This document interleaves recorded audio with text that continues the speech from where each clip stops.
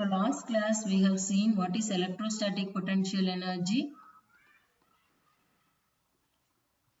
and what is electrostatic potential and the relation between them. What is electrostatic potential energy? It is nothing but discharge into electric potential at that point.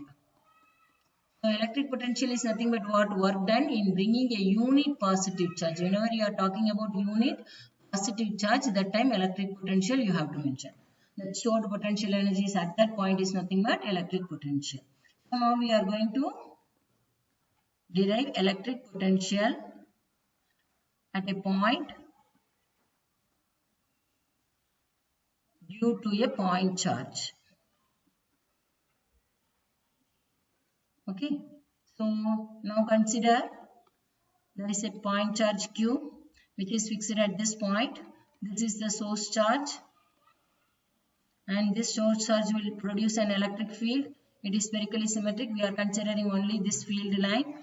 So at this point, if you calculate point P, what is the electric potential at this, electric field at this point P?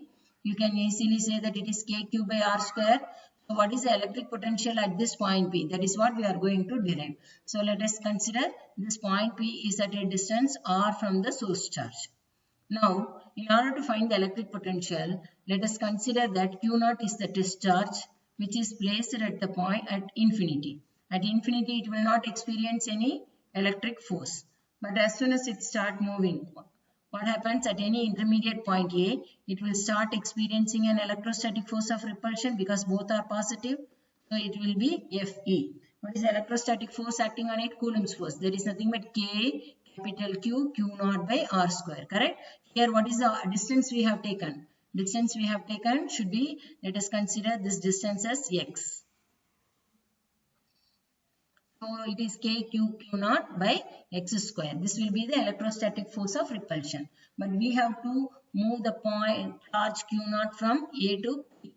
So that point, what we have to do? We have to apply an external force. The external force should be applied in an equal way but opposite direction. So external force is equal and opposite to the electric force. This we have already discussed in the previous session. The reason for the external force to be equal and opposite to the internal, that is the electric force, is nothing but what? We have to move the charge without any acceleration. Without any acceleration means when net force is 0. When net force will be 0, when equal and opposite forces act on a body, equal and opposite forces acting on a body, the net force will be 0. When net force is 0, acceleration will be 0. So, with constant speed, the charge will move with constant speed. So, the kinetic energy remains same. So, we have to move the charge in such a way that it is slowly you need to move without any change in the kinetic energy. So, that is our intention. So, work like force external must be equal and opposite to the electric force. So, now consider a point B where we have to move this charge through a small distance dx. So, we are going to calculate the small work done. What is the reason for finding the small work done? Because the force is variable. You know that electrostatic force is variable. As we approach closer to the source charge, the electrostatic force increases. So, a force is variable. Whenever force is variable, we cannot calculate it directly, the average work done. We have to go for integration. In integration, what we do? We just split this entire length, entire distance into small distance where we consider that the force is uniform and constant. For that small element, we will find the work done and we will integrate for the entire length. So, since force is variable, now we are going to find out small work done in moving the charge Q0 from A to B. So, what is that? dW will be equal to F external dot dx. What is work done? F dot S. That is nothing but F external dx cos theta. Dot product, right? Cos theta. What is cos theta? Here you are moving. Listen, I am drawing with the green color. I hope you can make it out, or black I will use. See, the external force is in this way and the displacement also along the external force. See, the external force is in this way and the displacement is also along the direction of external force. So the theta will be equal to 0, cos 0 is 1. So I can write small work done dW will be equal to F external into dx. Okay, this is the small work done in moving the charge from A to B. But I have to move the charge, entire charge Q0 from infinity to the point which is at a distance r from the source charge. So what is the total work done? Total work done in moving the charge, how much charge? Q0 from infinity to the point R, to the point P. What is that? It is nothing but integration of dW. That will be nothing but integration of F external dx. What will be the limit, ma? Because from the infinity to the distance R we are bringing it. So the lower limit will be infinity, the upper limit will be R. Now, on doing the math, the network total work done will be equal to integration of F external dx infinity to the upper limit R. Now what is F external? Already we know that it is equal and opposite to the electric force. So just substitute that value, and we know that what is external force, that also we discussed. Minus I am taking it outside. It is nothing but F external is K capital Q Q0 by here x square. The A is at the point x square dx. Now K is constant, capital Q for a given charge, source charge. The Q is constant, the Q0 test charge is also constant. So I am taking it outside. So the left out quantity will be, variable will be 1 by x square dx. What is the integration of x power n dx? It is nothing but x power n plus 1 divided by n plus 1. But remember that we cannot directly integrate the quantities in the denominator. So we have to take it to the numerator. So x power minus 2, on taking it to the numerator, it will become x power minus 2 dx. So that will give you, what is that, on integrating, now n equal to 2, right? So on integrating, you will get x power minus 2 plus 1 divided by minus 2 plus 1. So this is nothing but x power minus 1 divided by minus 1, that is minus 1 by x. So just substitute it here. So what will happen? K, Q, Q0, on integrating it is minus 1 by x, the lower limit and the upper limit. So W will be equal to minus will become plus K, Q, Q0, upper limit first and then the lower limit. So what will happen? 1 by infinity is 0. So K, Q, Q0 by R. So this work done is stored as potential energy.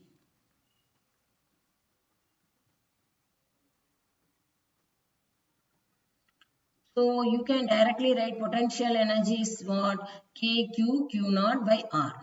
But we are going to find electric potential. Electric potential by definition. What is electric potential, ma? By definition, it is the work done in bringing a unit positive charge from infinity to that point. So Vp will be equal to W infinity to that point. Work done in bringing the unit positive charge from infinity to the point P. That is W by Q0. What is the work done? It is K, Q, Q0 by R. Here you can write infinity to P. So divided by Q0. So Q0 will cancel. Sorry. Here Q0 and Q0 will cancel out. So the electric potential is given by KQ by R. So this is the derivation for electric potential due to a point charge. Electric potential due to a point charge is given by what? V equal to KQ by R. Note that here the notes you can take it. V will be positive for positive Q and V will be negative for negative Q. And this is considered to be, positive potential is considered to be higher potential, and this negative sign will tell you that it is at lower potential. And the charges always flow from higher to lower level. And it depends. Next point is what? It depends on the magnitude. From the formula I am just telling you, okay? K is constant. So the potential is directly proportional to what? The magnitude of the charge. So more the charge, more will be the potential. So depends on the magnitude of the source charge. In the expression, you can see that only source charge is present. There is no test charge because it is per unit charge, right? The third point is inversely, V is inversely proportional to the distance of the point. That is very, very important. Distance of the inversely proportional to the distance of the point from the source charge. Okay, so it is as the distance increases, the potential also decreases. So the graph we will see, and now this is the electric potential due to a single point charge. Okay, if you have multiple charges, what will happen? Electric potential due to system of charges. If you want to calculate, then what you will do? Consider a Q1, Q2, Q3, Q4. All these charges are there, and you need to find out the electric potential due to all these charges at the point P. So if they have given like that, then what you have to do? Let us take something as minus here, minus here, minus. So what will be the net potential? Net potential at point P will be algebraic sum. Net potential at point P will be algebraic sum. It's equal to what? Will be equal to the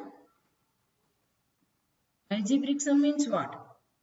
It is nothing but with the sign you need to consider. Algebraic sum of the potential at the point due to the different charges in the system of the system. Each charge will contribute, so you have to find out first for each charge individually, and then you have to sum it up. So let us take the distances are given by this way. Then what it will be? It is nothing but Vp will be equal to V due to Q1, V due to Q2, V due to Q3 plus V due to Q4. So what is V due to Q1? It is nothing but apply the formula K Q1 by R1. Here minus K Q2 because the charge is negative. So potential will be negative R2. Then plus K Q3 by R3 because it is positive charge. And again one more negative charge. For negative charge it is negative. So K Q4 by R4. Since K is constant, you can write Q1 by R1 minus Q2 by R2 plus Q3 by R3 minus Q4 by R4. See the same thing in summation format. If you want to write, what you have to do? You have to just use the summation symbol. Q is constant, so I am keeping it outside. Now look at the value. Denominator and numerator. What is the value changing? Q1, Q2, Q3, Q4. Similarly, R1, R2, R3, R4. So Q by R is same, but only the value suffix is changing from 1 to infinity. So if you have n charges, for n charges, then what you can write? The R can take value from 1 to n. So I am going to write I will be equal to 1 to n. Similarly, Q can take value from I equal to 1 to n. So it is nothing but Qi by Ri. It here with the sign, that is the important thing. Okay. The Qi may be positive or negative, so you have to consider that also. I hope this is clear. Next, this is the electric potential due to a point charge. But for a continuous charge distribution, what you will do? There we have to go for integration once again. So that is nothing but here it is 1 by 4 pi. That is, I always use the k value directly. It is integration of k by r into dq because the charge distribution varies, right? So here we are taking the dq value. So what it is? Here it is given by kq by r into dq, and the dq value depends on the charge distribution. So here what happens? dq will be for line charge, for linear charge distribution. What is the value of linear charge distribution means what? Linear charge density is lambda. What is the definition of linear charge density? It is the charge per unit length. Yes or no? So what I can write? Charge per unit length. dl is a unit length means q by dl. That is lambda equal to q by l. Because small charge we are taking dq by dl. So what is dq? dq is lambda into dl. So I can write here lambda into dl. This is for linear charge distribution. But in case of surface charge distribution, surface charge distribution, you know that dq will be nothing but sigma equal to dq by dA. So here dq will be sigma into dA. That's all. And volume charge distribution, what is the value? dq will be equal to, you know that it is rho into dV. Substitute that. Here you know rho is nothing but what? dq by dV. So here it is. You have to substitute these values in the potential here. Hope this is clear. Now we will see the graph and the numerical.